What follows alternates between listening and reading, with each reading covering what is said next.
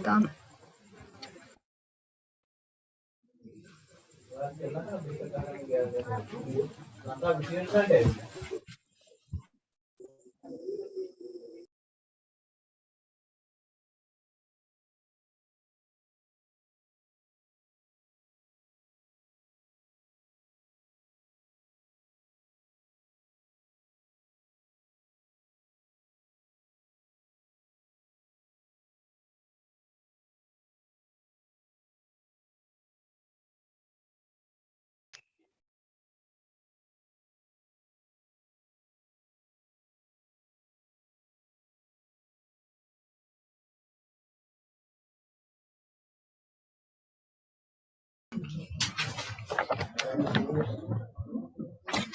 එහෙනම් පටන් ගන්නවා. මේකේ පළවෙනියටම තියෙනවා A&Y Bakers was founded. මම හිතනවා මේ case study එක ඔයගොල්ලෝ කියවලා ඇති කියලා. කියවලද තියෙන්නේ? මට පොඩි idea එකක් දෙන්න පුළුවන්. Yeah.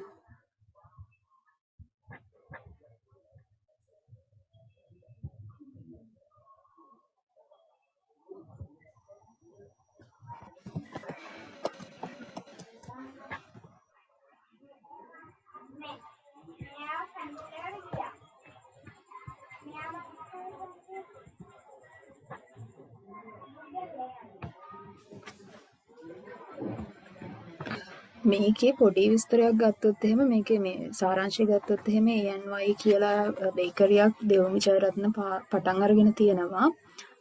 ඉතින් එයාගේ තියෙනවා අල්මැති පාර්ශවයන් ගොඩක් ඉන්නවා. මේකේ කියලා තියෙනවා මේ මෙතන කියලා තියෙනවා Bakers has a wide range of stakeholders including a dedicated customer base and suppliers කියලා. එතකොට මේ එයාට හොඳ අල්මැති පාර්ශවයන් පිරිසක් ඉන්නවා කියලා තියෙනවා. එතකොට මෙතන මේ A&Y Bakers has routinized process where ingredients are sourced warehouse and used to prepare goods which are baked fresh every day කියලා තියෙනවා.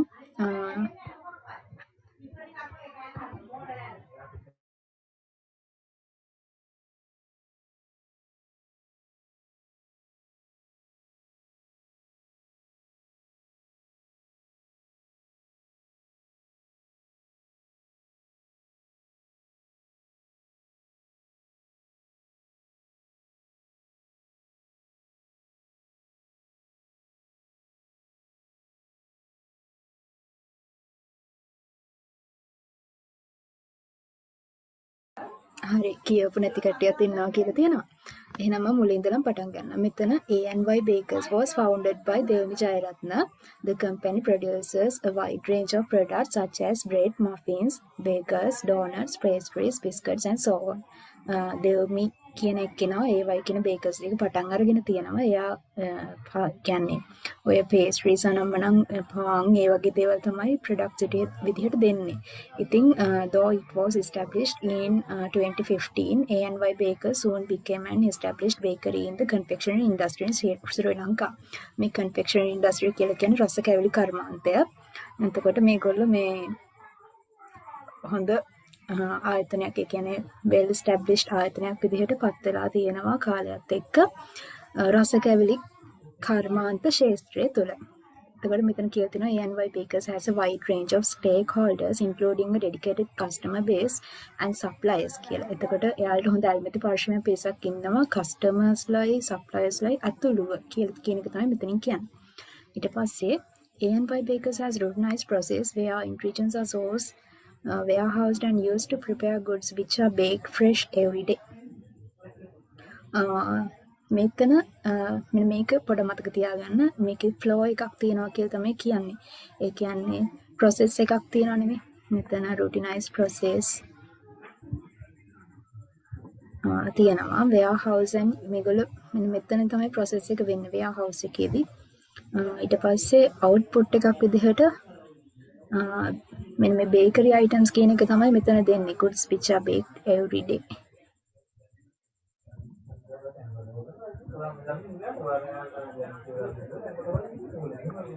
Hi.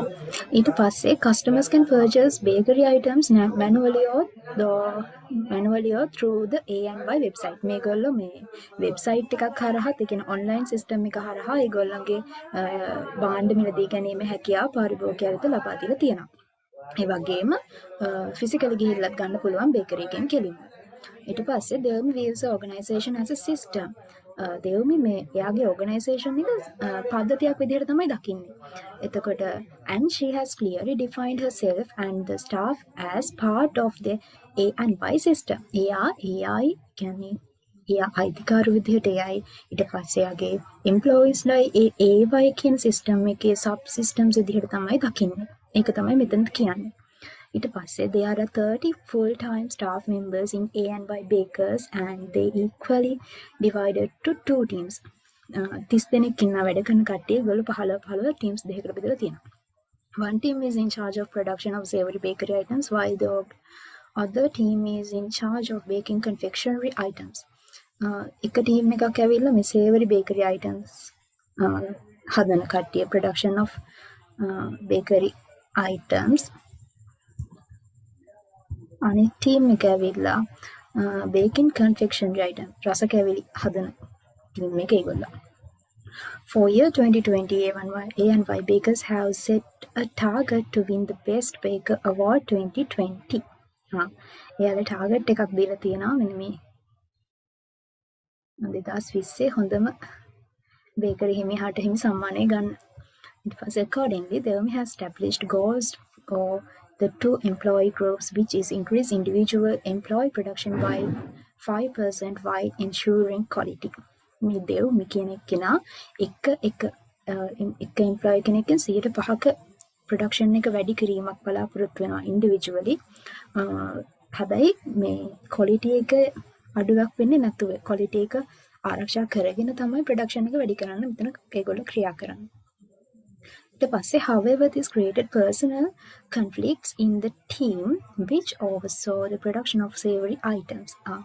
මේකේ දැන් මේ මෙහෙම අර individual targets දීලා ඒගොල්ලන්ට එහෙම වැඩ කරන්න කිව්වහම personal conflicts වගේක් ඇති වෙලා තියෙනවා. හරිද? ඊට පස්සේ ultimately these personal conflicts reduce the production and the overall productivity of A&Y bakers. මේ personal conflicts ඒ කියන්නේ පෞද්ගලික ගැටුම් ඒ කියන්නේ මේ employees ලා අතර ගැටුම් නිසා අන්තිමේදී production එක තමයි overall විදිහට අඩු වෙලා තියෙන්නේ. ඒක තමයි මෙතන කියන්නේ. ඊට පස්සේ to resolve the employee conflicts, they decided to try a new approach instead of having two separate employee groups and separate goals. She decided to involve employees in the overall production process and increase coordination. දැන් මේක එයා හඳුනා ගන්නවා මෙතන මේ personal conflict එකක් ඇති වෙලා තියෙනවා. දැන් එයාගේ approach එකේ පොඩි ප්‍රශ්නයක් තියෙනවා කියලා ඒක හඳුනා ගන්නවා. ඊට පස්සේ එයා අලුත් approach එකක් ගේනවා. ඒක අර ඉස්සෙල්ලා තිබ්බේ separate individual basis එකනේ. ඒ කියන්නේ තනි විදිහට තමයි මේ production එක වැඩි කරන්න එයා කිව්වේ. මේ මෙතන තිබ්බේ individual employee production by 5% කියලා. හැබැයි මෙතනදී එයා දෙන්නේ group targets.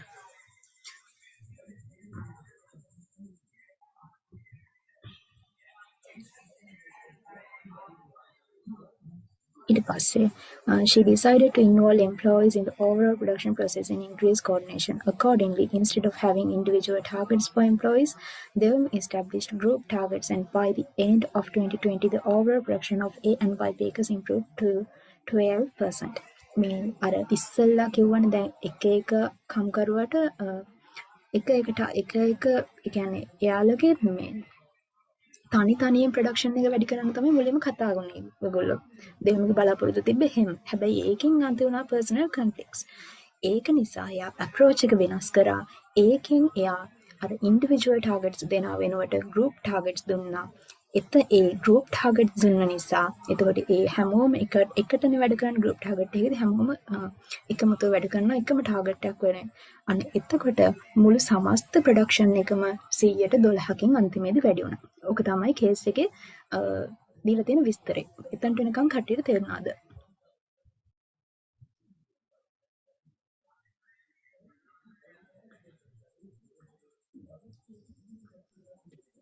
මේ මං කියන එක ඇහෙනවද? ඔව් ආයිස්කා හොඳට තේරුණා ඒක.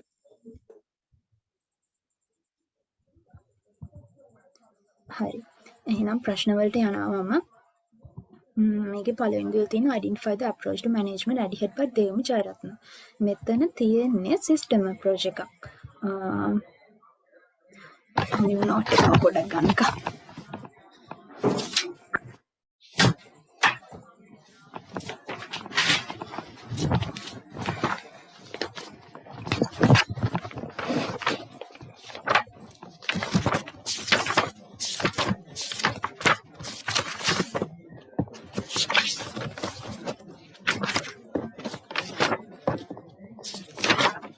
මේක මේ මුලින්ම ඒගොල්ලෝ කතා වෙනකොට මට මතක විදිහට මේ සයන්ටිෆික් හරි ඇඩ්මිනිස්ට්‍රේටිව් හරි ගත්තා කියලා මතකයි. හැබැයි මම මේක ගත්තේ සිස්ටම් අප්‍රෝච් විදිහට. මොකද මට මෙතනදී මේ ප්‍රූව් කරන්න පුළුවන් සිස්ටම් අප්‍රෝච් තියෙනවා කියලා. ඒක නිසා මම සිස්ටම් අප්‍රෝච් එක අරගෙන තමයි මේක මේ එක්ස්ප්ලেইন කරේ. දැන් මම මේක පළවෙනි එක තියෙන identify the approach to management adhered by දේවුමි Jayaratne. දේවුමි පාවිච්චි කරපු මේ approach එක තමයි අහන්නේ. එතකොට උත්තරේ වෙන්න ඕන මේ system approach කියන එක. එතකොට මේ මෙතන දෙවෙනි ප්‍රශ්නේදී අහනවා justify your answer for question number 1. ඒ කියන්නේ දැන් අපි පළවෙනියට උත්තරේ දුන්නා මම system approach කියලා. දැන් අපි ඒක සාධාරණීකරණය කරන්න ඕන. ඇයි අපි ඒකේ system approach තියෙන්නේ කියලා කියන්නේ කියලා. එහෙම කියද්දී අපි මුලින්ම ගිහිල්ලා note එකට බලන්න ඕන system approach කියන්නේ මොකක්ද කියලා. මේකේ system approach කියන එක මම නිර්වචනය කරොත් එහෙම note එකේ තියෙන විදිහට system approach to management views the organization as a unified purposeful system composed of interrelated parts. This approach gives managers a way of looking at the organization as a whole as a part of the larger environment. මේ system approach එකෙන් කියන්නේ මේ ආයතනය කියන එක සමස්තයක් විදිහට සමස්ත පද්ධතියක්. එක පද්ධතියක් විදිහට තමයි ඒගොල්ලෝ මේ අඳුනගන්නේ. සිස්ටම් අප්‍රෝච් එකේ සරල අදහස ඒක. සිස්ටම් අප්‍රෝච් එකේ අපි සිස්ටම් අප්‍රෝච් එකක් තියනවා කියලා අඳුරගන්න පුළුවන් කී කන්සෙප්ට්ස් වගේක් තියෙනවා. මම කිව්වොත් එහෙම එකක් ඇවිල්ලා සිස්ටම් සබ්සිස්ටම් එතකොට system boundary flow closed system open system entropy and synergy මේවා ඇවිල්ලා සිස්ටම් අප්‍රෝච් එකේ කී කන්සෙප්ට්ස් අපි දැන් මේක සිස්ටම් අප්‍රෝච් කියලා කියනවා නම් අපි මේ කී කන්සෙප්ට්ස් තියෙන්න ඕනේ සිස්ටම් අප්‍රෝච් එක වෙන්න නම් දැන් මේ සිස්ටම් අප්‍රෝච් එක කී කන්සෙප්ට් අනිවාර්යෙන් තියෙන්න ඕන සිස්ටම් අප්‍රෝච් එකක් වෙන්න නම් මම කියන එක තේරෙනවද?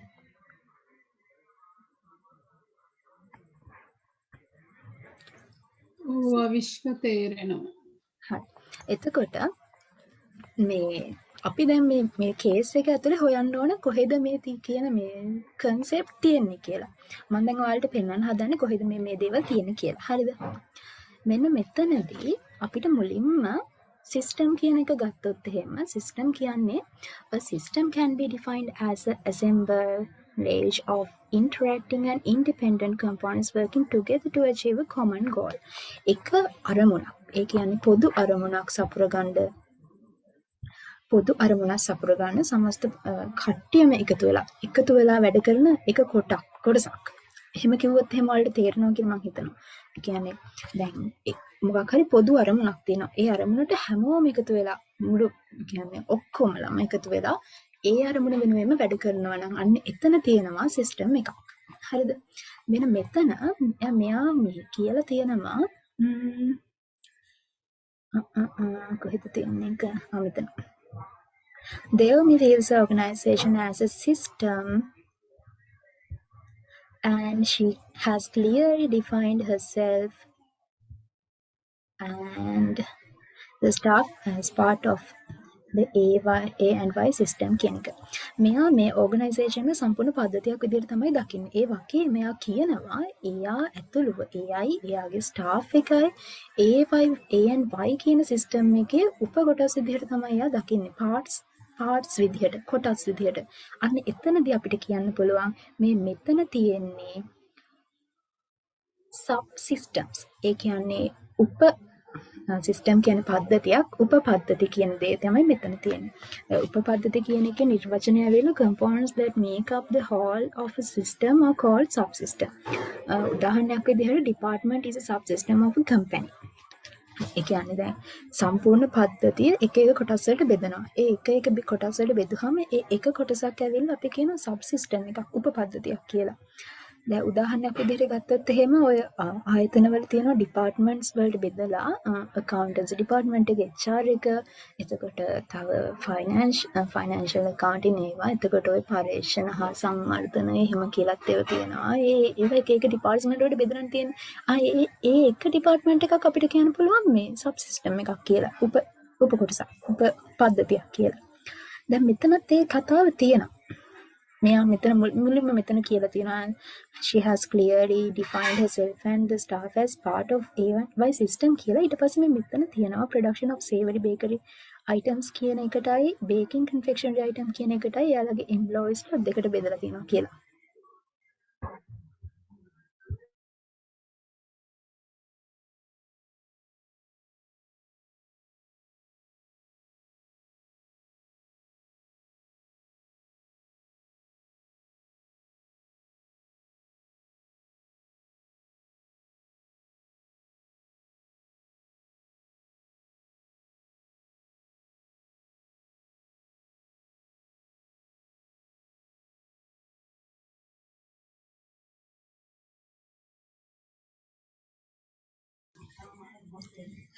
මෙතන කියලා තියෙනවා මේගොල්ලෝ මේ production of savory bakery items වලටයි baking confectionery items ඒ කියන්නේ මේ bakery items වල පාන් බනිස් හරි ඒ වගේ දේවල් නිෂ්පාදනය කරන කට්ටිය වෙනමත්, එතකොට රස කැවිලි නිෂ්පාදනය කරන කට්ටිය වෙනමත් groups වලට බෙදලා.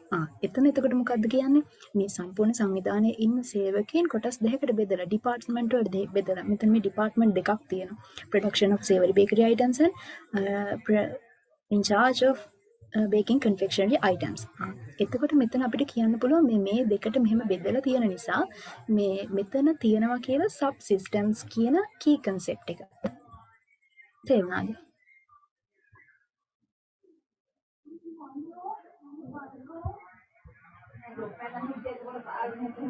මේ මං කියන ඒවා තේරෙනවද? ස්පීඩ් වැඩිද? මොකක්ද දන්නේ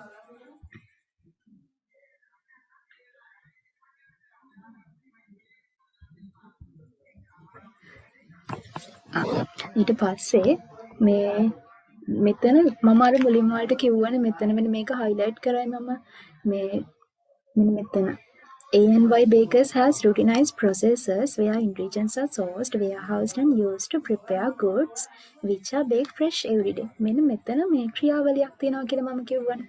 ඒ කියන්නේ ඒගොල්ලෝ suppliers ළඟින් අවශ්‍ය අමුද්‍රව්‍ය ටික ගන්නවා. අරගෙන ඒගොල්ලෝගේ warehouse එකේ ඒවා ක්‍රියාවලියකට භාජනය කරලා අන්තිමේදී යාලා මේ ඒගොල්ලෝගේ ප්‍රොඩක්ට් එක everyday daily basis එකකට ඒ කියන්නේ daily basis එකකට ඒගොල්ලෝ එක මේ සපයනවා. අන්න එතන මේ කියන්නේ ක්‍රියාවලියක් කියලා එකක් තියෙනවානේ. අන්න ඒකට අපිට කියන්න පුළුවන් මෙතන මේ flow එකක් තියෙනවා කියලා. මේ system approach එකේ එක key concept එකක් තමයි flow කියන එක. එතකොට මෙතන අපිට inputs කියලා මේ කියන්නේ ingredients කියන්නේ inputs වලට ගන්න පුළුවන් මේ warehouse එකේ ඇතුළේ වෙන ක්‍රියාවලිය process එකකට දාලා ඊට පස්සේ මේ bakery items නේ මේගොල්ලෝ දෙන්නේ. එතකොට මේ bakery items එක output එකක් විදිහට ගන්න පුළුවන්. එතකොට එතන අපිට කියන්න පුළුවන් මෙතන flow එකක් තියෙනවා කියලා.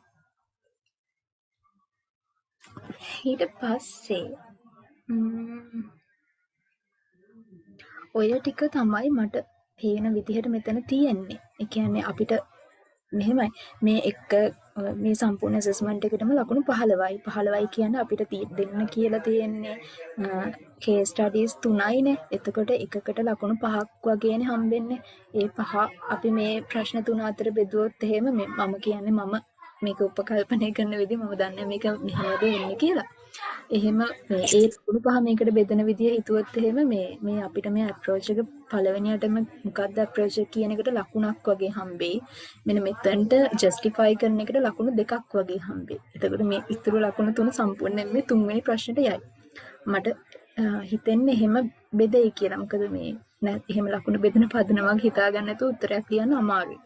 ඒක නිසා මේ මම එහෙම හිතලා තමයි මගේ උත්තරේ මම ලියන්නේ.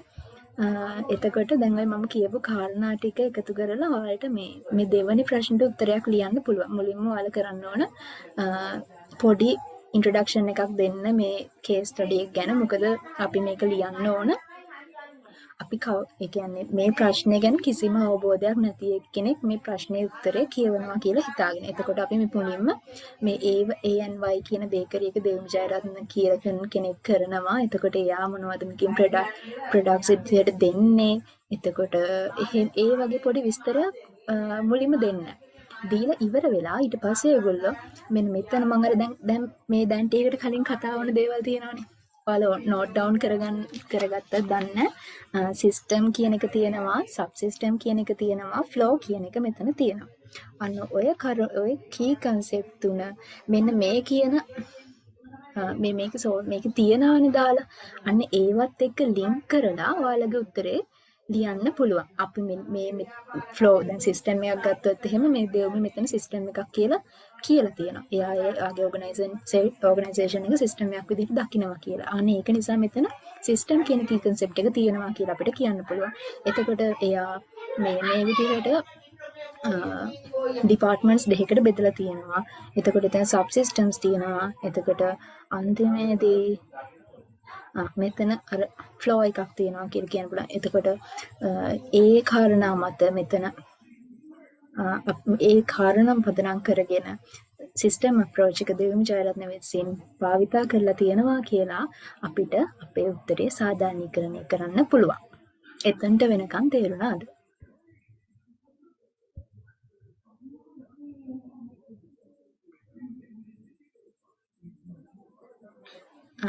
ස්පීඩ් චුට්ටක් කියලා තියෙනවානේ. හරි මං ඊළඟ එකේම පොඩ්ඩක් හිමීට කියන්න.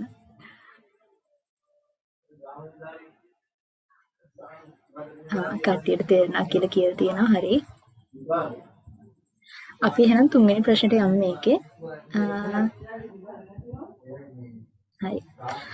As you are a fresh undergraduate, if Devmi seeks your advice on identifying and analyzing the stakeholders, what would be your recommendation? By identifying why stakeholders are interested in the organization and vice versa. Explain the importance of fulfilling the needs of stakeholders. මේක කියලා තියෙන්නේ ඔයා දැන් fresh undergraduate කියලා කියන්නේ දැන් අපි මේ කියන්නේ උපාධියක් අපේක්ෂාවෙන් ඉන්න කෙනෙක් විදිහට ඒ වගේ කෙනෙක්ගෙන් දෙවමි අපෙන් බලාපොරොත්තු වෙන පොඩි උපදෙස් කිහිපයක්. මොකටද? Identifying and analyzing the stakeholders, what would be your recommendation?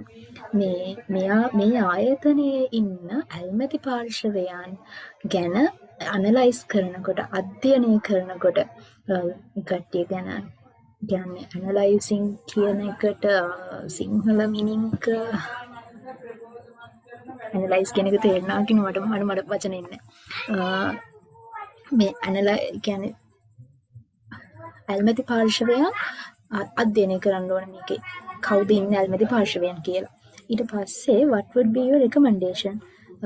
By identifying why stakeholder මෙන්න මෙතන තමයි ප්‍රශ්න තියෙන්නේ.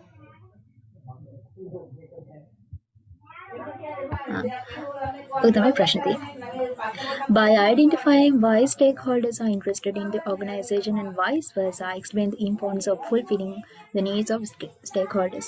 මෙතන මේ ප්‍රශ්නේ කොටස් තුනකට බෙදන්න පුළුවන්.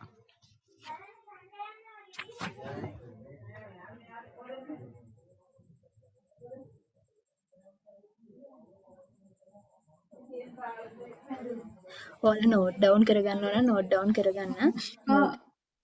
ඔව් කියන්න කවුරු හරි මයික් එක හරි ඩිස්ටර්බ් කරලා පොඩ්ඩක් මැසේජ් එක බලන්නකෝ. මම මැසේජ් එක wide range of stakeholder open system එකකට ගන්න බැරිද? Systemic must be part systematic run on a system to their environment.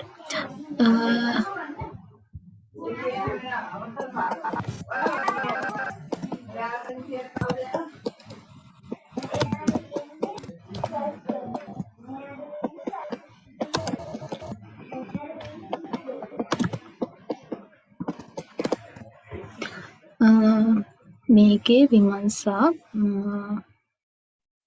එහෙම ගන්නත් පුළුවන් නේද? ඔය ඕපන් සිස්ටම් කියන එකට open system are those which do interact with the environment. එහෙම කිව්වොත් එහෙම ගන්න පුළුවන් නේද? මටත් ඒක කල්පනා වුණේ ඒක තමයි අර මොකද්ද අර ඒ ඒකේ හරි ඔන්නෝම එකත් මේක ඩිස්කෂන් එකක් එක දවසක් කරා. අන්න ඒකේ මොකද්ද key concepts වල open system එකට අර කරන් තිබ්බා. මේ කවුද ස්ටේක් හෝල්ඩර්ස්ලා ඉන්න එකද? ඔව් ස්ටේක් හෝල්ඩර්ස්ලා ඉන්න එක. ඒ කියන්නේ මේ පරිසරයත් එක්ක ඒ කියන්නේ මේ ව්‍යාපාර පරිසරයත් එක්ක ඒගොල්ලෝ මේ කටයුතු කරනවා නම් අන්න එතන ඕපන් සිස්ටම් එකක් තියනවා කියලානේ කියන්නේ නේද? ඒ කියන්නේ ඒගොල්ලෝ ව්‍යාපාර පරිසරයත් එක්ක අන්තර්ක්‍රියා කරනවා නම් එහෙම කරනවා නම් තමයි ඕපන් සිස්ටම් එකක් වෙන්නේ. මෙතන මෙහෙම නිකන් මට මේ ලෙක්චර් එකේ නිකන් කිව්වා වගේ මතකයි බාහිර පරිසරයට විවෘත වෙනවා නම් තමයි ඕපන් සිස්ටම් එකක් තියෙන්නේ කියලා. එහෙම කිව්වද? නිකන් මට මේ එහෙම එකක් මතකයි. කොහොමද?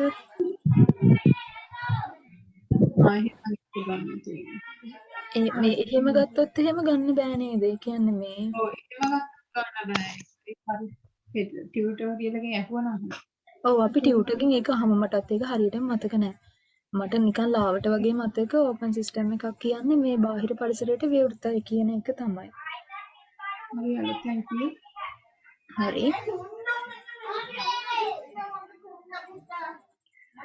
සිස්ටම් බවුන්ඩරි එකට මොනවද දාන්නේ කියලා අහලා තියෙනවා. සිස්ටම් බවුන්ඩරි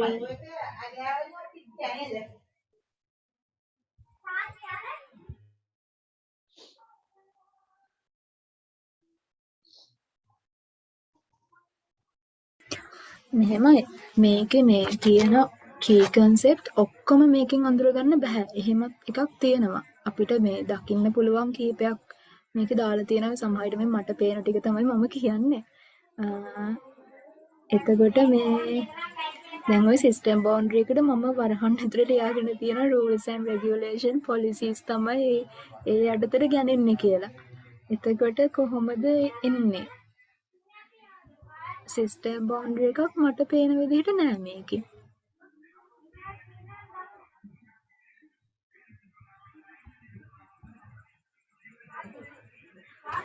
මම දැන් මේ ප්‍රශ්නේ ගැන කතා කරන්නද තුන්වෙනි එකට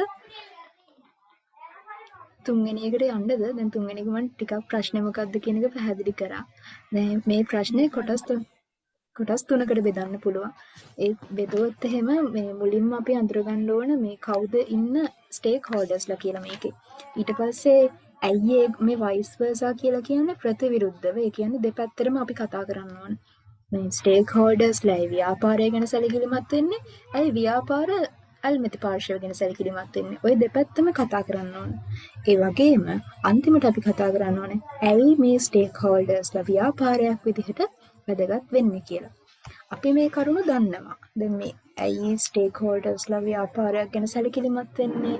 එතකොට ව්‍යාපාරය අල්මැති පාර්ශවයන් ගැන සැලකිලිමත් වෙන්නේ මොනවද? අල්මැති පාර්ශවයන් වල තියෙන වැදගත්කම මේ දේවල් අපි ඉගෙනගෙන තියෙන නිසා අපි දන්නවා. හැබැයි මෙතනදී ඒ අපි ඉගෙනගත්ත දේවල් මෙන්න මේ කේස් එකත් එක්ක ජොයින් කරලා තමයි ඒවා පෙළගස්වන්න ඕන.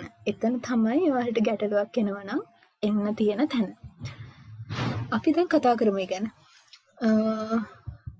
ඔයාලට පේනවා ඇති මෙතන මුලින් මේගොල්ලෝ කියලා තිබ්බා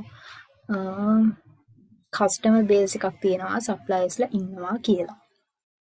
එතකොට ඒ පාර්ශව දෙක ගන්න පුළුවන් අපිට ස්ටේක් හෝල්ඩර්ස්ලා විදිහට. ඊට පස්සේ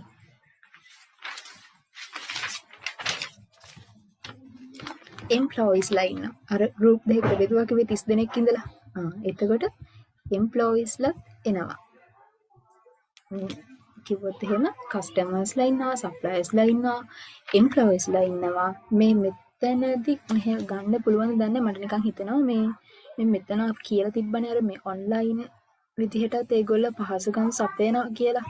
එතකොට මේ සමාජය කියන එකත් ගන්න පුළුවන් කියලා මට හිතෙනවා. එහෙම ගත්තොත් එහෙම ඒගොල්ලෝ ගැනත් කතා කරන්න පුළුවන්. මොකද මේ සමාජයක් විදිහට බලාපොරොත්තු වෙන ව්‍යාපාර ඒගොල්ලොන්ගේ මාකටිං වගේ වැඩ කරද්දී සමාජයට අහිතකර බලපෑමක් ඇති නොවෙන්න, ඒ කියන්නේ සමාජ සංකල්ප වලට එකගව ඒගොල්ලන්ගේ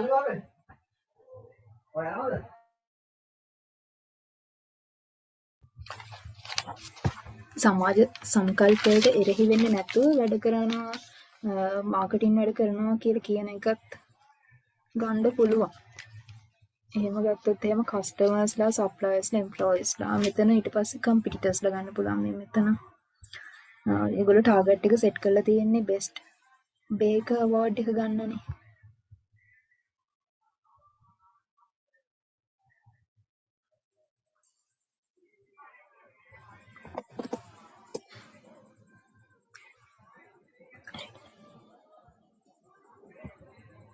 අර කතාවෙන් බලන්න.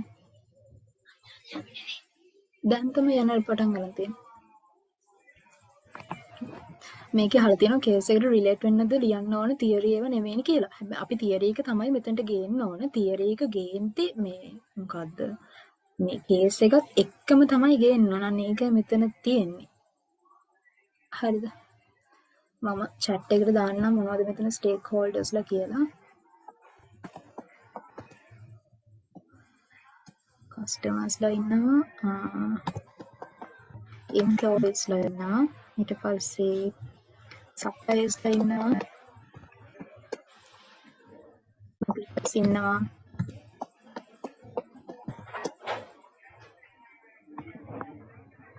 society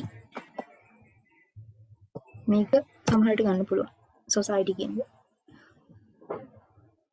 මල්ලිලා විතර මම බුක් ෂොප් එකට ගිහින් යන තාත්තත් එක්ක හනේ. ආයේ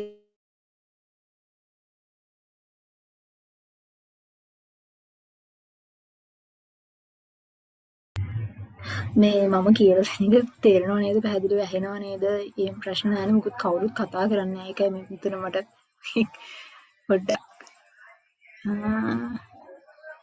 අනිවාර්යයෙන් තේරෙනව නේද මම කියන දේවල්? පොඩ්ඩක් ස්පීඩ් වැඩි කියලා තිබ්බා. හොඳට තේරෙනවා විශ්ව. හොඳට තේරෙනවා. හරි මේ ඊට පස්සේ දැන් මෙතන මෙහෙමයි. අපි මුලින්ම දැන් අපි අඳුරගත්තනේ කවුද ස්ටේක් හෝල්ඩර්ස්ලා ඉන්නේ කියලා. අපි දැන් කතා කරමු දැන් මේ ව්‍යාපාරයේ A&Y බේකරි එකේ ඉන්න ස්ටේක් හෝල්ඩර්ස්ලා ඇයි ඒවා A&Y බේකරි එක ගැන සැලකිලිමත් වෙන්නේ කියලා. මුලින්ම කස්ටමර්ස්ලා ගමු. හරිද? කස්ටමර්ස්ලා මේ ව්‍යාපාරයක් සාමාන්‍ය ව්‍යාපාරයක් ගැන සැලකිලිමත් වෙන්නේ. කස්ටමර්ස්ලා විදිහට සාමාන්‍යයෙන් ව්‍යාපාරයක් ගැන සැලකිලිමත් වෙනවා. ගුණත්වයෙන් යුතු නිෂ්පාදන අවම මිලක් යටතේ අවම මිලක් සාධාරණ මිලක් ඔය දෙක මෙන්න පුළුවන්. අවම මිලක් සාධාරණ මිලක් යටතේ ලබා ගන්න. ඒක ඇවිල්ලා මේ පාරිභෝගිකයන් මේ ව්‍යාපාරයක් කරේ සැලකිලි ඇල්මක් දක්වන්න හේතුවක්. එතකොට අපි කොහොමද මේකට ගලපන්නේ? මේක ඇවිල්ලා බේකරියක්. එතකොට මොනවද ඒගොල්ලෝ බලාපොරොත්තු වෙන ප්‍රොඩක්ට් එක? Bakery items.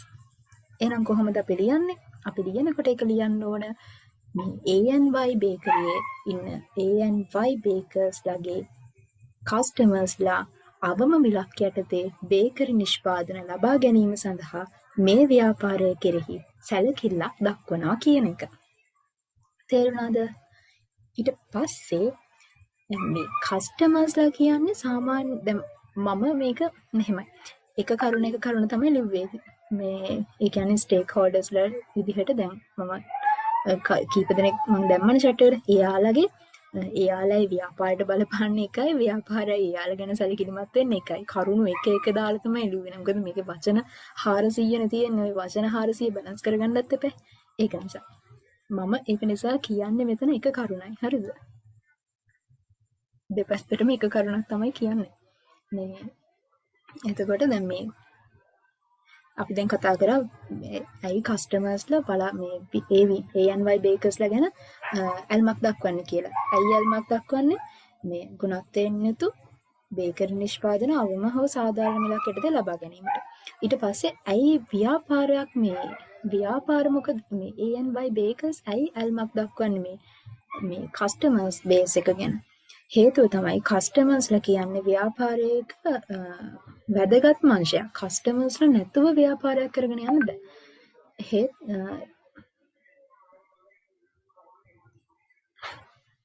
කස්ටමර්ස්ලා නැතුව ව්‍යාපාරයක් කරගෙන යන්න බෑ. මොකද කස්ටමර්ස්ලාත් එක්ක තමයි ව්‍යාපාරය ගනුදෙනු කරන්නේ. එතකොට ව්‍යාපාරයේ පැවැත්ම රඳා පවතින්නේ කස්ටමර්ස්ලාත් එක්ක. අපි යන්න ඒ කාරණාව කියන්න ඕන මෙතන. මේ කස්ටමර් සැටිස්ෆයිඩ් කස්ටමර් බේස් එකක් හදාගන්න. ඒක තමයි අපේ අරමුණක්. ඒ කියන්නේ මේ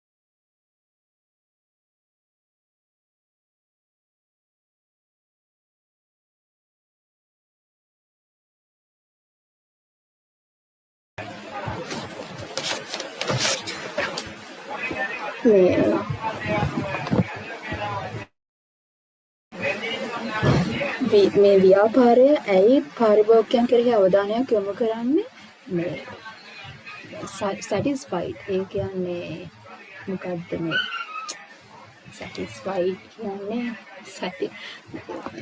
satisfied customer base එකක් satisfied තෘප්තිමත් පාරිභෝගික කොටසක් ඇති කරගන්න තමයි මේ ව්‍යාපාරය පාරිභෝගිකයන් කෙරෙහි සැලකිල්ලක් දක්වන්නේ. ඒක මෙතනදී කියන්න ඕන. එක්කෙනෙක් අහලා තියෙනවා දෙව්මි ස්ටේක් හෝල්ඩර් කෙනෙක් විදියට ගන්න බැරිද කියලා. එයා මැනේජර් කියලා විදියට ගත්තොත් එහෙනම් මේකේ කොහොමත් අපි ඇඩ්වයිස් දෙන්නේ දෙව්මිටනේ. ඒක නිසා මම මේක ලිව්වේ.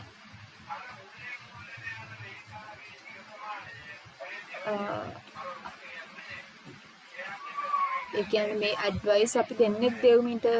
එතකොට දෙව්මි ගැන කතා කරනවද නැද්ද කියන එක මේ එහෙම එක අයිඩියා එකක් ඇත්තටම මට තිබ්බේ නෑ. ඒක නිසා මම දෙව්මි ගැන ලිව්වේ නෑ. මැනේජර් කෙනෙක් විදිහට යාව අරගෙන ලිව්වේ නෑ. හරි. ඊළඟට අපි දැන් ඊළඟට යන්. දැන් මම කතා කරා පාරිභෝගිකයෝ ගැන ව්‍යාපාරයේ සැලකිලිමත් වෙන්නේ ඇයි පාරිභෝගික ව්‍යාපාරය ගැන සැලකිලිමත් වෙන්නේ කියලා. කෙනෙක්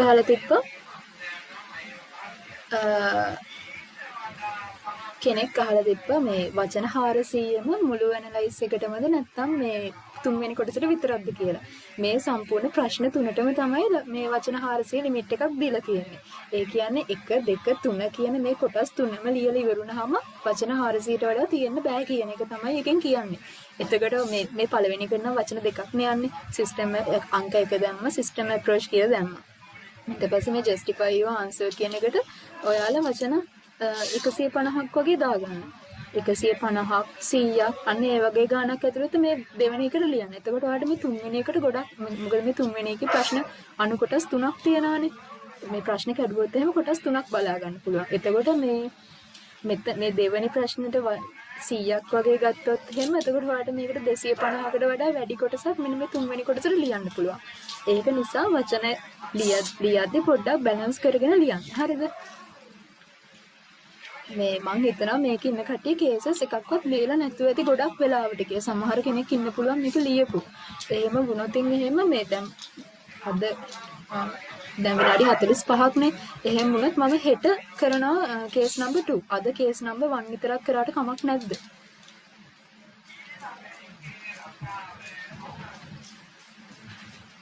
නේද ප්‍රොසෙස් එකට යවෙනවාද කියන ගන්න කොතනවත් මෙන්ෂන් කරලා නැද්ද? ප්‍රොසෙස් එකට යනවා නේද? ඒක ගන්න කොතන මෙන්ෂන් කරේ නැහැ. මෙහෙමයි new web approach එකට මෙතනදී යනවා කියලා අන්තිමේදී කියලා තියෙනවා. එහෙම ගත්තොත් එහෙම ඔයාලට කියන්න පුළුවන් ද මෙතන මේ මොකද්ද අරන් තියෙන new web approach එක කියලා. මේක මෙහෙම එකක් තියෙනවා. අර මුලින්ම මේගොල්ලෝ සිස්ටම් අප්‍රෝච් එකේ තියෙනවා සිනර්ජි කියලා එකක්. සිනර්ජි කියලා කී concept එකක්. ඒක කියන්නේ මේ හැමෝම එකම එකට එකතු වෙලා වැඩ කරනවා කියලා. මේක මම ගත්තේ සිස්ටම් අප්‍රෝච් එක විදිහටනේ. එතකොට මේක මුලින්ම මේගොල්ලෝ මේ සිනර්ජි කියන concept එක භාවිතා කරලා නෑ කියලා මට නිකන් හිතෙනවා. මගේ මේ පෞද්ගලික අදහස කියන්නේ හරිද? මට තේරෙන විදිහට. ඊට පස්සේ දැන් මේ අර ඉන්ඩිවිජුවල් නේ මුලින්ම මේගොල්ලෝ මේ ප්‍රොඩක්ෂන් එක වැඩි කරන්න හැදුවේ. ඊට පස්සේ ඒකෙන් පර්සනල් කොන්ෆ්ලික්ට්ස් ඇති වෙච්ච නිසා තමයි අර ගෲප් ටාගට්ස් දීලා එහෙම කරන්න හැදුවේ. එතකොට මගේ උපකල්පනය විදිහට මේගොල්ලෝ මුලින්ම සිස්ටම් අප්‍රෝච් එකෙන් තමයි ඉඳලා තියෙන්නේ. සිස්ටම් අප්‍රෝච් එකේ ඉඳලා මේ සිනර්ජි කියන එක පාවිච්චි කරලා නැහැ. සිනර්ජි කියන එක පාවිච්චි කරලා නැහැ. හැබැයි අන්තිමේදී ඒගොල්ලෝ සිනර්ජි කියන එක ඒගොල්ලෝගේ ප්‍රොසීඩියර් එකට එකතු කරලා තමයි අන්තිමේදී මේ 112ක ඉම්ප්‍රූව්මන්ට් එකක් අරගෙන තියෙන්නේ. මට තේරෙන විදිහට එහෙම තමයි මේක තියෙන්නේ. නිකන් මම දකින විදිහට. මේ මම දකින විදිහට එහෙම තමයි ඒක තියෙන්නේ. හරිද? හරි. ඊළඟට මම හිතනවා ඒක හප් එක්කෙනාට උත්තරේ හම්බෙන්නේ නැති කියලා. ඊට පස්සේ දැන් අපි කස්ටමර්ස්ලා ගැන කතා කරා. දැන් අපි ඊළඟට කතා කරමු එම්ප්ලොයිස්ලා ගැන. එම්ප්ලොයිස්ලා කියන්නේ දැන් මේ ව්‍යාපාරයේ වැඩ කරන ශ්‍රමිකයෝනේ. ඒගොල්ලෝ ප්‍රොඩක්ෂන් ඩිපාර්ට්මන්ට් දෙකකට බෙදලා තියෙනවා කියලා කියන තියෙනවා. හැබැයි මෙතන පර්සනල් කොන්ෆ්ලික්ට්ස් ඇති වෙලා කියලා තියෙනවා. සාමාන්‍යයෙන් පාරිභෝගිකයෙක් ඇයි ව්‍යාපාරයක් ගැන ඇල්මක් දක්වන්නේ කියලා අහුවොත් එහෙම හැමෝම දෙන උත්තරේ සාධාරණ වැටුපක් ලබා ගැනීමට. එතකොට රැකියා සුරක්ෂිතතාවයට අනිත් එක ඇවිල්ලා රැකියාවේ උසස් වීම ලබා ගන්න. හැබැයි ඒ කරුණ තුන මෙතනට අරගෙන ආවොත් එහෙම අපිට බලා ගන්න පුළුවන් මෙතන ඕනම සේවකයෙක් කැමති වැඩි වැටුපකට වැඩ කරන්න සහ සාධාරණ වැටුපක් ලබා ගන්න. සුදුම අතරේට අඳකෝ අකලඩක් නේ.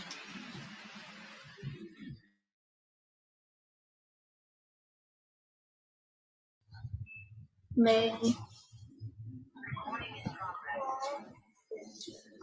ඕනම ව්‍යාපාරික සේවක කැමති තමන් හොඳ සාධාරණ වැටුපක් යටතේ වැඩ කරනවා. එතකොට මේ ඒගොල්ලෝ සාධාරණ වැටුපක් බෝනස් එකක් එතකොට තව ෆැසිලිටිස් අන්න ඒ වගේ දේවල් බලාපොරොත්තු වෙනවානේ.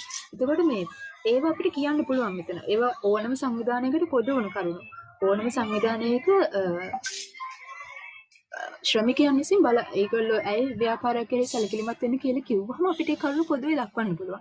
ඒවා මෙන්න මේ කේස් එකත් එක්ක ගලපනකොට මෙන්න මෙතන කියලා තියෙනවා පර්සනල් කොන්ෆ්ලික්ට්ස් තියෙනවා කියලා. අන්න එතනදී ඔයාලට හිතනවද පර්සනල් කොන්ෆ්ලික්ට්ස් ඒ කියන්නේ ගැටුම් තියෙන තැනක යහපත් වැඩ පරිසරයක් ව්‍යාපාරය ඇතුළේ ස්ථාපනය වෙලා කියලා.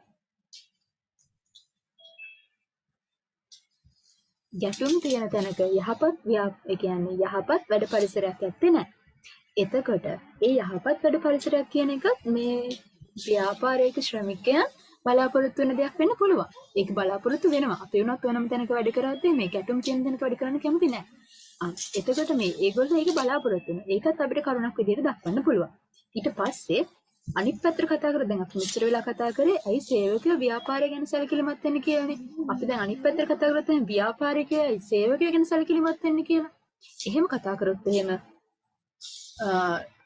දැන් මේ නිෂ්පාදන කටයුතු කරගෙන යන මේ ව්‍යාපාරයකට සේවකයෝ අවශ්‍යයි. මොකද මේගොල්ලෝ දැන් අපි දෙව්මි තමයි මෙතන ටාගට්ස් සෙට් කරන්නේ. හැබැයි වැඩ කරන්නේ දෙව්මිද? දෙව්මි නෙවෙයි වැඩ කරන්නේ. දෙව්මි ශ්‍රමිකයන් ලවා තමයි වැඩේ කරගන්නේ. එහෙනම් අපි නිෂ්පාදන ක්‍රියාවලිය අඛණ්ඩව පවත්වාගෙන යාම සඳහා අනිවාර්යයෙන් මේ ශ්‍රමිකයන් ගැන අපි අවධානය යොමු කරන්න ඕනේ. ව්‍යාපාර සේවකයන් ගැන ඇල්මක් දක්වන්නේ අන්න ඒක නිසා. සේවකයන්ගේ කියන්නේ යහපත් සේවක සම්බන්ධතාව පවත්වා ගැනීම තුළින් ව්‍යාපාරයකට හිතකර තත්ත්වයන් ඇති වෙනවා කියලා කියනවනේ. එතකොට මේ අර තෘප්තිමත් සේවකයන් ඇති කරගන්න තමයි ව්‍යාපාරයක් බලන්නේ. දැන් ඒ කාරණාව තමයි දැන් අපි ලියන්නේ. හරිද? ඊළඟට මම කිව්වා සප්ලයර්ස්ලා මේක ඉන්නවා කියලා. එතකොට සප්ලයර්ස්ලා දැන් මේකේ ඉන්ග්‍රීඩියන්ට්ස් දෙන්නේ ඒගොල්ලෝනේ සප්ලයර්ස්ලානේ. එහෙනම් සප්ලයර්ස්ලා ඇයි ව්‍යාපාරයක් ගැන සැලකිලිමත් වෙන්නේ? ඒගොල්ලෝ අඛණ්ඩව ඒගොල්ලෝගේ අනෝම් කියන්නේ ඒගොල්ලෝගේ බඩු ව්‍යාපාරයට දිගටම සපයන්න අඛණ්ඩව අනෝම් ලබා ගැනීමට මේ සප්ලයර්ස්ලා බලාපොරොත්තු වෙනවා. ඒක නිසා තමයි මේ ඒගොල්ලෝ ඒ ව්‍යාපාරය කෙරෙහි හැල්මක් දක්වන්නේ. ඒ වගේම දැන් කලින් දීලා තියෙන නේද මේක ඇවිල්ලා මේ දිගටම වෙච්ච දෙයක් නේ 2015 ඉඳලා. එතකොට මේ අර ඉස්සල දුන්න අනෝම් වල මේක හැබැයි කියලා නැහැ මේ ණය පදනමද මොන පදනමද මුදල් පදනමද ණය පදනමද කියලා කියලා නැහැ. හැබැයි අපි හිතුවොත් එහෙම ණය සමහරට ණයට වෙන්න පුළුවන් කියලා. එහෙම වුණොත් එහෙම අර කලින් දුන්න දේවල් වල මුදල් මේ ලබා ගැනීම නැවත අපසු අය කර ගැනීමට ඒ කියන්නේ මේ කලින් දුන්න ඕඩර්ස් වල ගණන් අපිට බේර ගන්න ඕන සප්ලයර්ස්ලා. එතකොට අර තමන් සැපයූ දේවල් වලට මිල මුදල් අය කර ගැනීමට සඳහා මේ සප්ලයර්ස්ලා ව්‍යාපාරය කෙරෙහි අල්මක් දක්වන්න පුළුවන්. ඒ කාරණාව මෙතනදී ලියද්දී ඔයාලා මතක තියාගන්න සප්ලයර්ස්ලා ඔය දේවල් සපයනවා කියන එකට ඔයාලා මේක බේකරියක් නේ. එතකොට බේකරියට ඔය ෆ්ලා එතකොට පාම් පිටි ඒ වගේ දේවල් ඕන වෙනවනේ. අන්න ඒ වගේ ඉන්ග්‍රීඩියන්ට්ස් තමයි මේගොල්ලෝ සපයන්න කියන එක පොඩක් හයිලයිට් කරනවා. එතකොට ඒ කියවන එක්කෙනාට තේරෙනවා මෙයා දැන් මේ කේස් එක කියවලා තියෙන. මෙයා දන්නවා මෙතන බේකරි එකක් තමයි තියෙන්නේ. ඒකට ගැලපෙන්න තමයි මෙයා මේක ලියලා තියෙන්නේ කියලා. අන්න ඒ වගේ එහෙම පොඩි පොඩි ට්‍රික්ස් පාවිච්චි කරන්න මේක ලියනකොට. හරිද? ඊට පස්සේ දැන් අපි කතා කරා ඒ සප්ලයර්ස්ලා ව්‍යාපාරය ගැන සැලකිලිමත් වෙන්න කියලා. ව්‍යාපාරයේ සප්ලයර්ස්ලා ගැන සැලකිලිමත් වෙන්නේ අඛණ්ඩව මේ කියන්නේ අවශ්‍ය අමුද්‍රව්‍ය දිගටම ලබා ගන්න. සප්ලයර්ස් නැතිනොත් එහෙම වැඩේ කරගන්නත් හම්බෙන්නේ. එහෙනම් බිස්නස් ප්‍රොසීඩියර් එකම නවතිනවා. ප්‍රොසීඩියර් කරගෙන යන සප්ලයර්ස් ලෝනනේ. එහෙම ඒක නිසා සප්ලයර්ස්ලා ගැන ඒගොල්ලෝ වැඩියෙන් හිතනවා. හැබැයි ගුණාත්මක අමුද්‍රව්‍ය ලබා ගන්න, අතිමිලක් යටතේ ලබා ගන්න මේ වගේ කාරණා නිසා ව්‍යාපාර සප්ලයර්ස්ලා ගැන සැලකිලිමත් වෙනවා. ඒ කාරණා මෙතන ලියන්න. ඊට පස්සේ මේ කවුද සොසයිටි එක ගැන කිව්වොත් මම අර සොසයිටි එක ගැන කියලා කිව්වේ මේ මෙතන අර ඔන්ලයින් බඩු බෙදනවා කියලා එකක් තියෙනවනේ. එතකොට ඔන්ලයින් බඩු ගන්න පුළුවන් නම් අනිවාර්යෙන් ඔන්ලයින් අයගොල්ලෝ ඔය මාකටිං ඒ වගේ වැඩ එහෙම වෙනවා ඇතිනේ. මිල ගණන් දක්වීම ඔය ඇඩ්ස් එහෙම පෙන්වන ඒවා ඇතිනේ. එතකොට සමාජයක් විදිහට බලාපොරොත්තු වෙනවා මොනවද මේගොල්ලෝ ව්‍යාපාරයෙන් දෙන්නේ? හිතකර දෙයක්ද දෙන්නේ? අහිතකර දෙයක්ද දෙන්නේ? ඒ වගේ දේවල් ගැන ඒගොල්ලෝ සැලකිලිමත් වෙනවා. ඇයි ව්‍යාපාර මේ සැලකිලිමත් වෙනවනේ සමාජය ගැන? සමාජ වර්ණයට අනුව තමයි මේ ව්‍යාපාරයක් මොනවද සපයන්න ඕන කියන දේවල් තීරණය වෙන්නේ. සමාජයට ඕන නැති දේවල් ව්‍යාපාර සපයන්නේ. ව්‍යාපාර සපයන සමාජයට ඕන කරන දේවල්. ඒගොල්ලෝ ඉල්ලන දේ තමයි දෙන්නේ. එතකොට මෙයාලා කැමති මොන අයිටම්ස් වලද? දැන් ඔය පොඩි ළමයි එහෙම ගත්තාම ඔය දැන් මේක කියන්නේ කන්ෆෙක්ෂනරි ඉන්ඩස්ට්‍රි කියලා රස කැවිලි කර්මාන්තය. එතකොට මේ ඒගොල්ලෝ අර පොඩි ළමයිම වැඩියෙන් ටාගට් කරනවා වෙන්න පුළුවන්. ඒකට ඒගොල්ලෝ ස්වීට්ස් වලට කැමති. ඔය පැණි රස ජාති වලට එක හැඩ වලින් හදපු ඒවට පාට දේවල් වලට ඒවට කැමති වෙන්න පුළුවන්. ඒ වගේ අර සොසයිටි එකේ තියෙන වර්ණයන් තෝරගෙන පදනම් අන්න ඒ දේවල් තෝරගන්න ඕන නිසා සමාජය ගැන ඇල්මක් දක්වන්න ඕන අපි.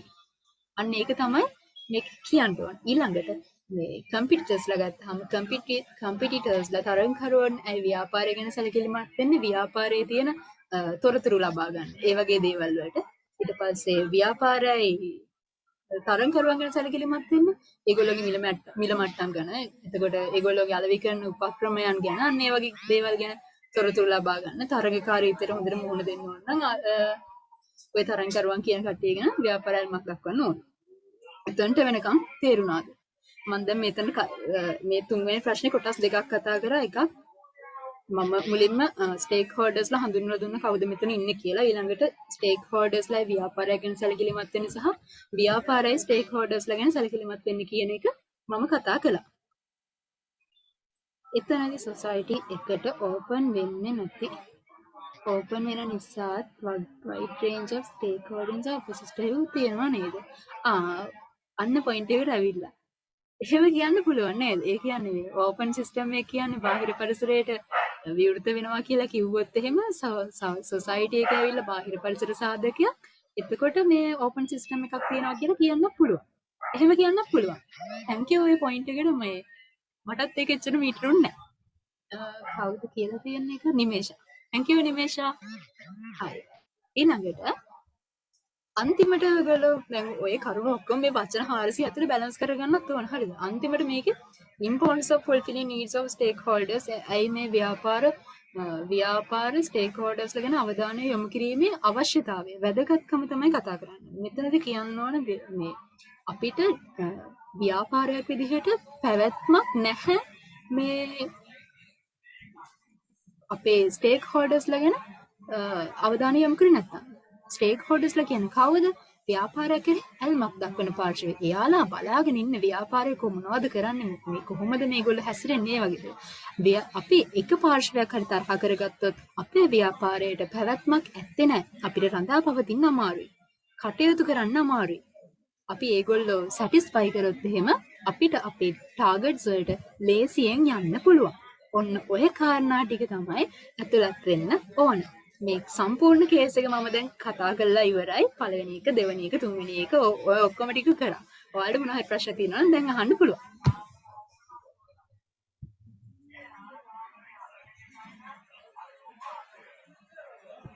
මං හිතනවා මේක තේරුණා කියලා. මම කියලා දුන්න එක. මම දැන් පැයක් තිස්සේ කරන්නේ මේ පළවෙනි කේස් එක.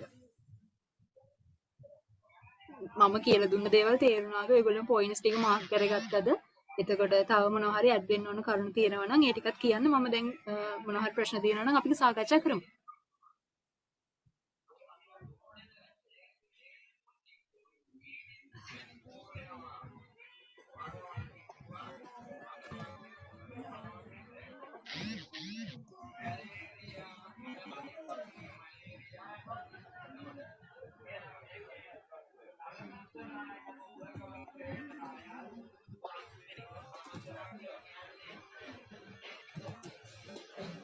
පොයින්ට්ස් වශයෙන් ලියන්න පුළුවන් නේද කියලා අහලා තියෙනවා. ඒක ඇත්තටම මටත් තියෙන ප්‍රශ්නයක්. මම හිතන් ඉන්නේ ඒක මේ ටියුටර්ගෙන් අහන්න කියලා. අපේ ටියුටර්ගෙන් ඒක අහමු. මේ පොයින්ට්ස් විදිහට ලියන්න පුළුවන්ද කියලා.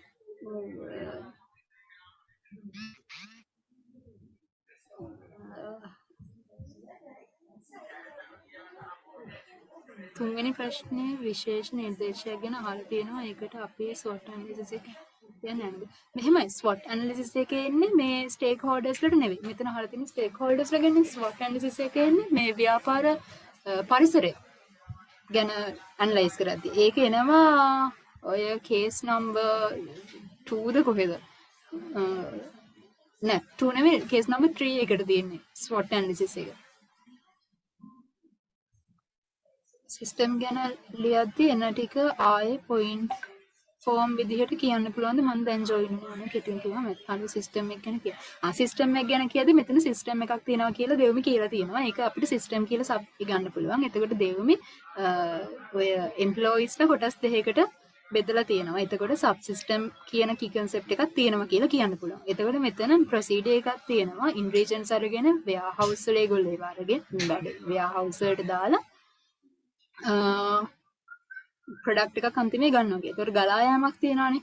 අර ඉන්පුට්ස්, ප්‍රොසීඩියර්, අවුට්පුට්ස් කියලා. එතකොට එතන ෆ්ලෝ එකක් තියෙනවා. අපි ගත්තේ ওই කරුණු තුන තමයි. මම හිතනවා යාට දැන් මේක ලියා ගන්න පුළුවන් වෙන්න ඇති කියලා. වීඩියෝ එක දානවා නේද? හලෝ මම රෙකෝඩින් එක කළා. මම බලන්න නයිට් ටයිම් වලින් දාන්න. මමත් මොකද මොබයිල් ඩේටා තමයි පාවිච්චි කරන්නේ. Thank you so much. You are warmly welcome.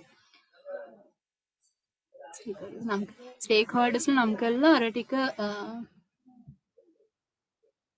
stakeholders නම් කරලා අර ටික describe කළා නම් හරි නේද කියලා අහලා තියෙනවා.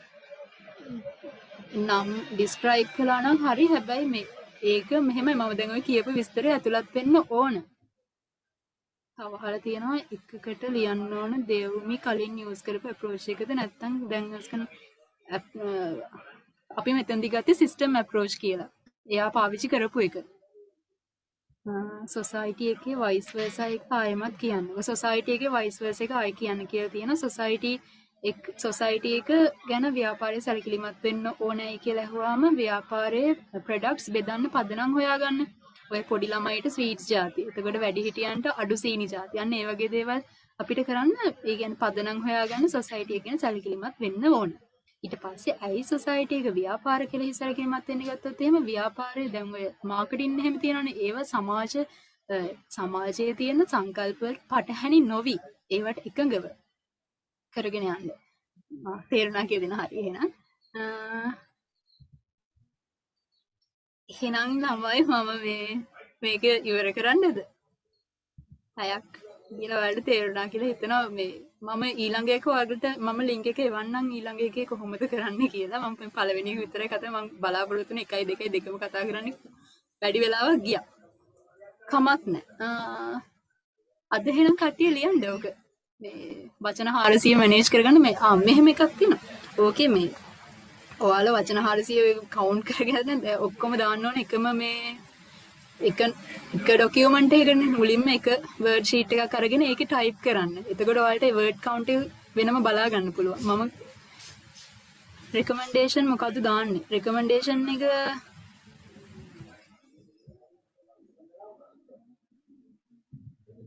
ඒ රෙකමෙන්ඩේෂන් එක තමයි මම කිව්වේ ව්‍යාපාර ගැන සැලකිලිමත් වෙන්න ඕන. ඇයි මෙහෙම වුණොත් මෙහෙම වෙනවා කියලා මම අන්තිමේදී කිව්වා.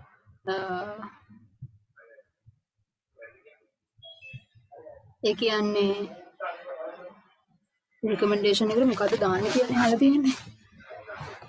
රෙකමෙන්ඩේෂන් එකට මේ කියන්නේ ව්‍යාපාර ඇයි ව්‍යාපාර මේ ගැන අනිවාර්යෙන් දෙවුමි මේ ගැන සැලකිලිමත් වෙන්න ඕනේ. දැන් ඔය උදාහරණයක් විදිහට ගත්තොත් එහෙනම් පර්සනල් කොන්ෆ්ලික්ට්ස් ඇති වෙලා තියෙනවානේ. දෙවුමීට ඔයව මගේ අරව ගන්න පුළුවන්. එයා මේ ඔය ඇල්ම කවුද? මේ එම්ප්ලොයිස්ලා ගැන සැලකිලිමත් වුණා නම් ඒක රෙකමෙන්ඩේෂන් එකක් නේ. අපි ඒගොල්ලෝ ගැන සැලකිලිමත් වෙන්න ඕනේ. ඒ කියන්නේ මේ සාධක ගැන අනිවාර්යෙන් සැලකිල්ලකින් යුතුව තමයි ව්‍යාපාර කටයුතු කරන්න ඕන. ඒක තමයි අපේ රෙකමෙන්ඩේෂන් එක වෙන්න ඕන. දෙවමි අවධානය යොමු කරන්න ඕන මේ ඇල්මැති පාර්ශවයන් ගැන. තේරුණාද දන්නේ නැහැ. මට එහෙම තමයි මට හිතෙන්නේ. එහෙනම් ළමයි මම මේක ඉවර කරනවා. දැන් ඔයාලට තියෙන ප්‍රශ්න ඉවර ඇති කියලා හිතනවා. පැයක් කාලයක්. හරි. එහෙනම් හැමෝටම මම කට් කරන්නද විමර්ශා? මට නම් තේරෙනවා හොඳ. thank you. හරි. මම පුළුවන් වුණොත් මේකේ රෙකෝඩින් එක දාන්නම්.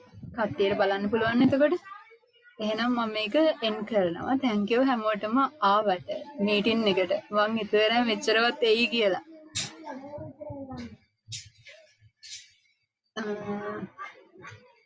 recording එක stop